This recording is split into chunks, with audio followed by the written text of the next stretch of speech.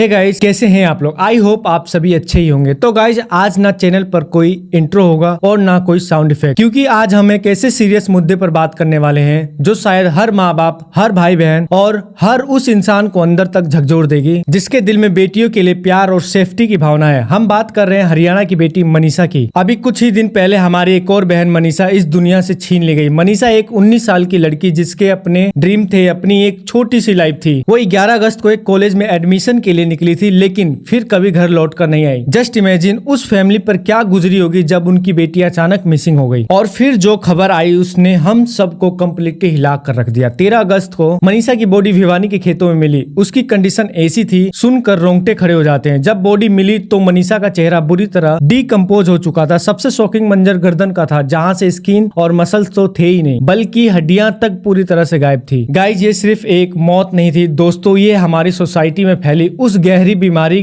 का एक और भयानक चेहरा है जहां आज भी हमारी बेटियां सेफ नहीं है। मेरा मानना है कि ये सिर्फ एक इंसिडेंट नहीं है, ये एक क्वेश्चन है हम सब के लिए। कब तक हमारी बहन बेटियां घर से निकलने से डरती रहेंगी? कब तक उन्हें ये डर सताता रहेगा कि कहीं उनके साथ कुछ गलत ना हो जाए? आजादी के इतने साल बाद भी क्या हमारी बेटियां इतनी इनसिक्योर क्यों रह रही हैं? गाइस, मनीषा के साथ जो हुआ वो किसी के साथ भी हो सकता है, और यही वो डर है जो आज हर घर में मौजूद है। हम कब तक सिर्फ न्यूज सुनते रहेंगे और कुछ नहीं करेंगे? क्या हम एक ऐसी सोसाइटी नहीं बना सकते जहां हर लड़की बिना किसी डर के अपनी लाइफ जी सके? गाइस, इस वीडियो में हम मनीषा केस के बारे में और डीप में जानेंगे। क्या हुआ था उस दिन, जस्टिस की लड़ाई कहां तक पहुंची, और सबसे इंपॉर्टेंट बात, हम सब मिलकर अपनी बेटियों को सेफ फील कराने के लिए क्या क्या कर सकते हैं। तो बने रहिए इस पूरी वीडियो में अंत तक, क्योंकि ये सिर्फ मनीषा की स्टोरी नहीं है, ये हम सबकी स्टोरी है। इसमें हमारी बेटियों और बहनों के सेफ्टी और फ्यूचर का भी सवाल है।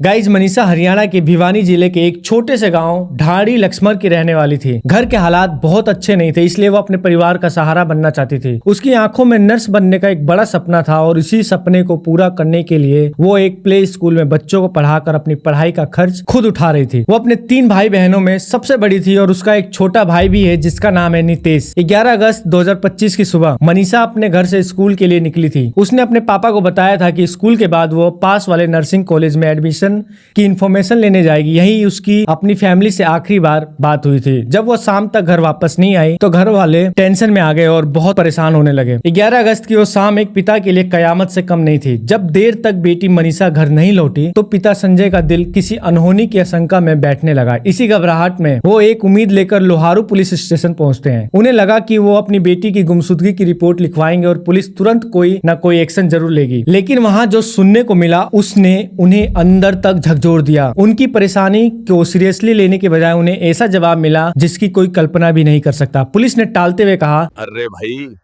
लड़की कहीं चली गई होगी, खुद ही लौट आएगी, तुम फिक्र मत करो। लड़की है, कहीं चली गई होगी, खुद ही लौट आएगी। पर पुलिस यहीं नहीं रुकी। इसके बाद उन्होंने जो कहा वो किसी भी इंसानियत पर से भरोसा उठा दे। गाइज, एक बेहद इंसेंटिव कमेंट करते हुए पुलिस ने कहा, बेटी भाग गई होगी, शादी करके लौट आएगी। अरे भाई, लड़की कहीं भाग गई होगी, शादी करके वापस आ जाएगी। संजय, तू जा, घर जाके आराम कर।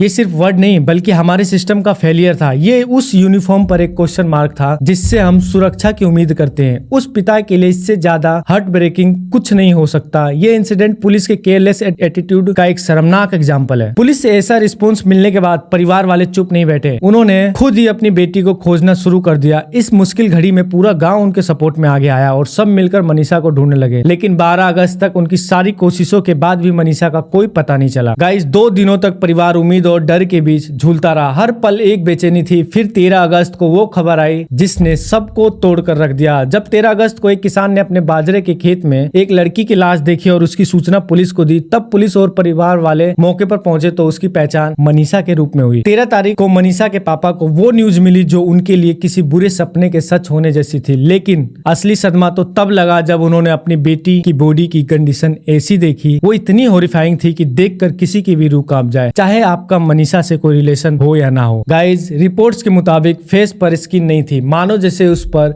एसिड डाला गया हो। दोनों आंखें गायब थी, शरीर के अंदर से सांस लेने वाली नली और खाना खाने वाली नली गायब थी। इतना ही नहीं, बॉडी में किडनी और यहाँ तक कि बच्चेदानी भी नहीं थी। गाइज आप खुद इमेजिन करके देखिए, जब उसके पिता और फैमिली ने ये सब देखा होगा तो उन्होंने क्या फील किया होगा। उसकी पोस्टमार्टम रिपोर्ट पढ़ना तक मुश्किल है। शरीर के कई इंटरनल ऑर्गन्स गायब थे। मीडिया रिपोर्ट्स और खबरों के अनुसार नर्सिंग कॉलेज से मनीषा का बॉडी मिलने की जगह की दूरी बहुत ज्यादा नहीं थी। सबसे बड़ा सवाल तो यही उठता है कि सिर्फ 1-2 किलोमीटर के दायरे में आखिर ऐसा क्या हुआ कि मनीषा के साथ इतनी दरिंदगी की गई। मनीषा का शव मिलने के बाद पूरा केस और भी ज्यादा उलझ गया जब पुलिस ने इसे दिखाने की कोशिश की। जो मोटी बात उन्होंने ये बताई कि ऑर्गेनोफॉस्फोरस नाम का एक केमिकल जो इंसेक्टिसाइड है वो मृतक के इंटेस्टाइन्स और किडनी अलग पार्ट्स में मिला है और वो कॉज ऑफ डेथ हो सकता है। लेकिन फैमिली और गांव के लोगों ने इस थ्योरी को तुरंत रिजेक्ट कर दिया और उसी वक्त उन्होंने डिसाइड कर लिया, जब तक असली दोषी नहीं पकड़े जाते हम अंतिम संस्कार नहीं करेंगे। अब बात आती है पोस्टमार्टम रिपोर्ट्स की। 14 अगस्त को भिवानी के सिविल अस्पताल में पहला पोस्टमार्टम हुआ और ये रिपोर्ट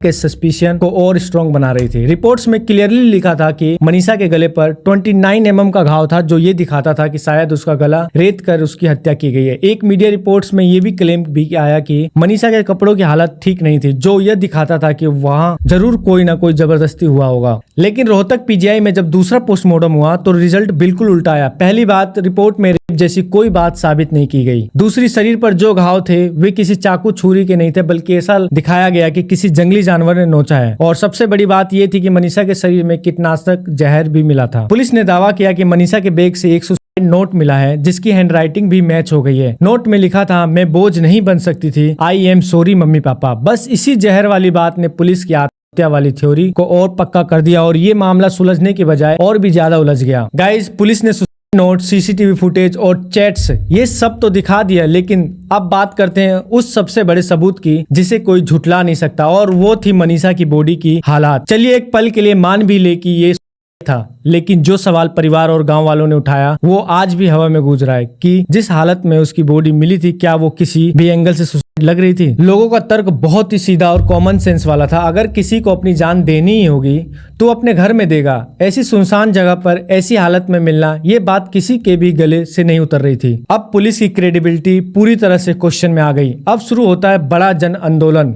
परिवार और गांव के लोगों ने सड़क पर बैठकर धरना दिया, सड़कें ब्लॉक हो गई, चक्का जाम हुआ और धीरे धीरे ये प्रोटेस्ट सिर्फ एक गांव तक लिमिटेड नहीं रहा, ये फैल गया भिवानी, चरखी, दादरी, जिन, जज्जर और सोनीपत तक। बाजार बंद हो गए, कैंडल मार्च निकाले गए और एक ही आवाज उठी, जस्टिस फॉर मनीषा। इस मूवमेंट में स्कूल कॉलेज के स्टूडेंट भी जुड़ गए और किसान ऑर्गेनाइजेशन ने भी ओपनली सपोर्ट दिया। गांव के लोगों ने एक सुर में पुलिस और एडमिनिस्ट्रेशन की लापरवाही के खिलाफ गुस्सा जाहिर किया। गाइस, जब जनता का दबाव बढ़ता है तो बड़े बड़ों की कुर्सियां तक हिल जाती हैं। सरकार को एक्शन में आना ही पड़ा। भिवानी के एसपी का तबादला हुआ और कुछ पुलिस वालों को सस्पेंड भी किया गया और अफवाहों को रोकने के लिए इंटरनेट तक बंद करना पड़ गया। लेकिन परिवार और जनता का साफ कहना था, हमें अब लोकल पुलिस पर बिल्कुल भी भरोसा नहीं है, हमें सीबीआई जांच चाहिए। इतना ही नहीं, उन्होंने तीसरी बार पोस्टमार्टम की मांग की और इस बार दिल्ली के एम्स में चारों तरफ से बढ़ते प्रेशर के बाद आखिरकार हरियाणा के मुख्यमंत्री ने इसका ऐलान कर ही दिया कि अब केस सीबीआई ही देखेगी। सीबीआई जांच का भरोसा मिलने के बाद आखिरकार 9 दिनों के लंबे इंतजार के बाद उस परिवार को अपनी ही बेटी की विदाई देने का मौका मिला। 21 अगस्त को हजारों नम आंखों के बीच मनीषा का अंतिम संस्कार किया गया। अब ये पूरा मामला सीबीआई के हाथों में है।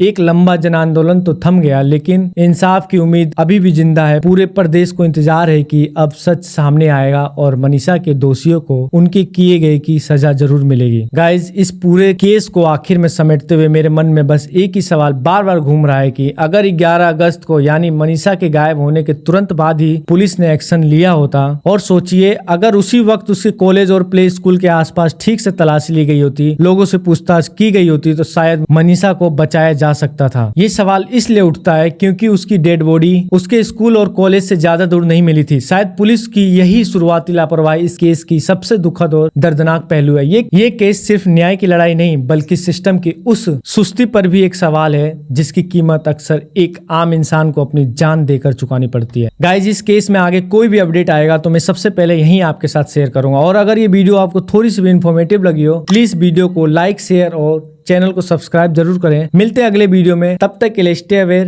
And stay safe.